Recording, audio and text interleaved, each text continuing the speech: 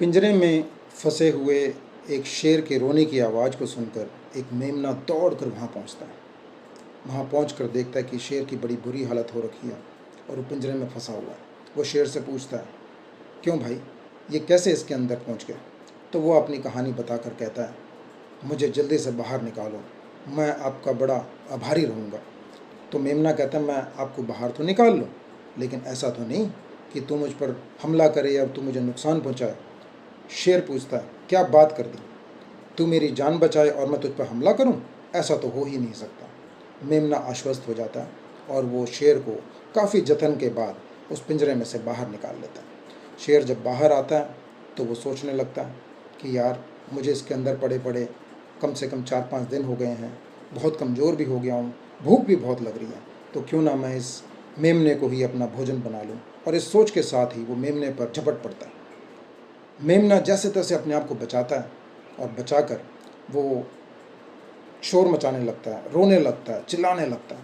इस चीख चिल्लाहट को सुनकर जंगल के सारे जानवर वहाँ पर इकट्ठा हो जाते हैं। वो आकर मेमने से पूछते हैं, तो क्यों रो रहा है? तो मेमना कहता है, ये शेर इस जंगले में फंसा हुआ था, मैंने इसको किसी तरीके से बाहर निकाला। इसने मुझे आश्वस्त भी किया कि यह मुझे नुकसान नहीं पहुँचाएगा, पर अब वो मेरे जान के पीछे पड़ा हुआ है। तो इस जानवरों में से किसी ने पूछा कि शेर जी, आपने तो इसको आश्वस्त किया था, फिर आप इसको क्यों नुकसान पहुंचा रहे हैं? तो शेर ने कहा, वो तो महज एक जुमला था, मैं जंगल का राजा हूँ, मैं कुछ भी कर सकता हूँ। इस पर अब किसी भी जानवर में कुछ और पूछने की हिम्मत नहीं हुई। शेर ने कहा, अब मैं इस मेमने को खाऊंगा, तुम में से किसी को कोई आपत्ति हो तो मुझे बताए।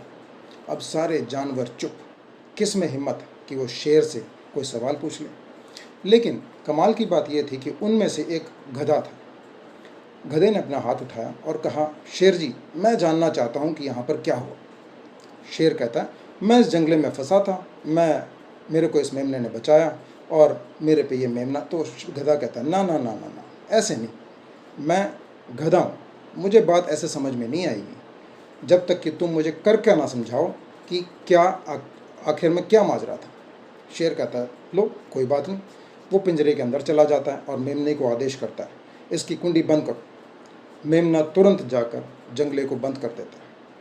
पिंजरा बंद होते ही गधा कहता है, बस अब ना तो ये पिंजरा खुलेगा, ना तो यहाँ से बाहर आएगा। इस हरकत को देखकर, गधे की इस हिमाकत को देखकर पूरे जंगल के जितने भी जीव वहाँ इकट्ठे थे वो हतप्रभ हो जाते हैं और वो इस गधे से पूछते हैं, ये तूने क्या किया?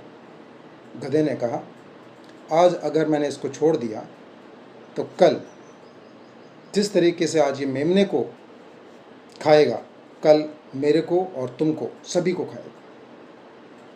जंगल के सभी जानवर हैरान और उसकी बात को मान भी गए, समझ भी गए और उसकी चतुराई पर बड़े हैरान थे। यही बात हमारे समाज में भी है, नहीं? हमारे समाज में हमारे इर्द गिर्द कितने ही लोगों पर कितने जुल्म ढाए जा रहे हैं या किसी को कष्ट दिए जा रहे हैं, लेकिन हम आप उसमें पढ़ना मुनासिब नहीं समझते। नहीं भी पढ़ना चाहिए, ऐसे हमारी विचारधारा हो गई है। क्यों? पहली बात, ये मेरी व्यक्तिगत परेशानी तो है नहीं। दूसरी, मैं किसी की फटी में टांग क्यों आ रहा हूँ? सही कह रहा हूँ ना?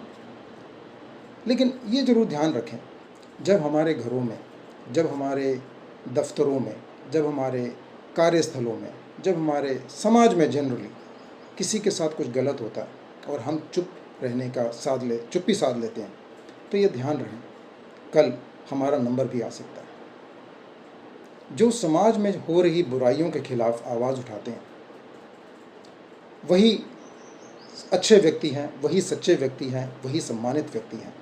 अब इस पर कोई सवाल उठा सकते हैं कि अच्छे और बुरे का हम डिफरेंस कैसे निकालें, कैसे पता चले कि क्या सही और क्या गलत है? बहुत सिंपल सा सरल उपाय है इसके लिए। जो मुझे आपको या आपसे नफ़रत करने को प्रेरित करे वो गलत, और जो मुझे आपको प्रेम करने के लिए या आपकी सहायता करने के लिए प्रेरित करे वो सही।